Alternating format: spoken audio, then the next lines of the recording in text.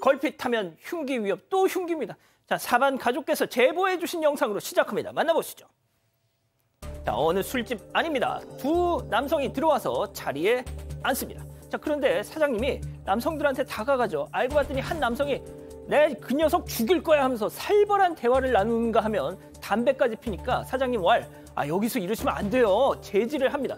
자, 그런데도 그러든지 말든지 막무가내 그냥 죽여버릴 거야. 자, 결국 사장님 나가주세요. 하니까 사장님 지금 나가시라고 하죠. 자, 그런데 바로 그때 사장님 밀치고 계속해서 폭언과 위협. 저렇게 실랑이가 벌어집니다. 자, 심지어는 탁상용 램프를 던졌어요. 사장님 목을 또 조릅니다. 자, 일행이 말지만 그래도 폭행이 멈추지 않습니다. 심각한데요. 아이고. 자, 일행이 나가자고 해서 저 남성 가방을 저렇게 챙겨 오더니 갑자기 가방에서 뭘 꺼내? 자, 그렇습니다. 뭘 꺼내요? 그렇습니다. 흉기를. 뭐야 이거? 이거 뭐야? 사장님이 막 놀라서 이거 뭐라고 설명도 못 하겠어요. 너무 살벌한 상황이라서 자, 몸싸움이 이어지고 있는데 결국 사장님도 남성을 밀치면서 강하게 저렇게 저항을 합니다. 자, 바로 그 순간 옆에 있던 사람들이 또 달려 나올 텐데요. 이거 말리고 있습니다. 지금 이게 당시 상황부터 좀 정리하고 가죠. 네, 지난 3일 밤 11시 반쯤이었습니다. 경기 시흥의 한 술집이고요. 40대 남성이 업주를 때리고 흉기까지 꺼내서 위협했습니다. 영상에서 보시다시피 당시 가게의 손님이 저 2명뿐이었습니다. 그 때문에 말소리가 다 들렸는데 한 남성은 이 내부에서 담배를 피우고 그러면서 누군가를 죽이겠다 이런 얘기를 했다는 겁니다. 담배 끄라는데 끄지도 않고 대화 내용도 뭔가 심상치가 않고 마침 영업 마감 시간이기도 하고 그래서 이제 좀 나가주셔야 한다 이렇게 안내를 했다고 합니다. 그런데 갑자기 이 남성이 언성을 높이면서 업주를 위협을 했던 거죠. 일행은 계산하고 나가려고 하는데 일단 사장님 입장에선 이 상황을 좀 빨리 정리하고 싶어서 계산은 됐습니다. 그냥 나가주세요라고 얘기를 하셨다는 겁니다. 그런데 이 남성 그 술값 받지 않겠다는 게 자신을 좀 무시한다고 생각을 했는지 어떤 건지 갑자기 업주를 폭행을 하기 시작을 했고요. 탁상용 램프를 던지기까지 했습니다. 그리고 일행이 남성을 말리면서 나가자고 해서 상황이 정리가 되는 듯 했습니다. 자, 교수님. 가방에 흉기를 왜 들고 다녀? 지금 요즘에 흉기 들고 다니는 게 유행같이 정말 아주 걱정스러운데요.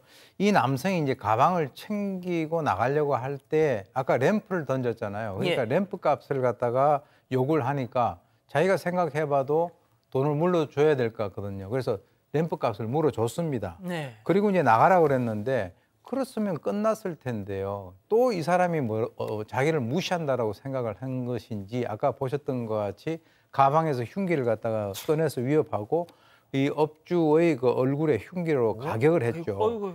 그런데 실제로 이제 칼날 부분은 위에 이제 포장이 돼 있었지만 아까 말씀하신 대로 이 흉기만 나오면 이제 저분 같은 경우도 처음에는 맞았지만은 이 잘못하면 죽겠다 하는 이런 생각이 들어서 강하게 이제 저항을 했는데 아까 말씀하신 대로 이제 일행이 말리면서 상황이 종료됐고 경찰에 신고를 했습니다. 근데 이 남성이 가게를 떠나고 난 뒤에 자기하고 말렸던 일행과도 폭행하고 싸운 것으로 알려졌는데 이 남성이 이 흉기 이거 원래 일행을 갖다가 협박하려고 갖고 왔다라고 하는 어떻게 보면 말도 되지 않는 그런 얘기를 갖다가 하고 있다라고 합니다. 양 변호사님.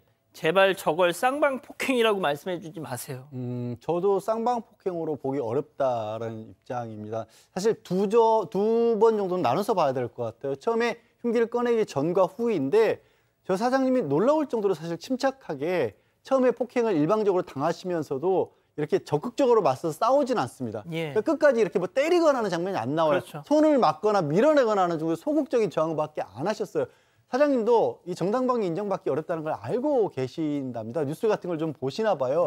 그래서 웬만하면 참으려고 했는데 흉기를 꺼내니까 그때부터 상황이 달라졌죠. 그렇죠. 게다가 포장돼 있다라고 하지만 조금 아는 입장에서 포장되는 게 더 무서웠을걸요.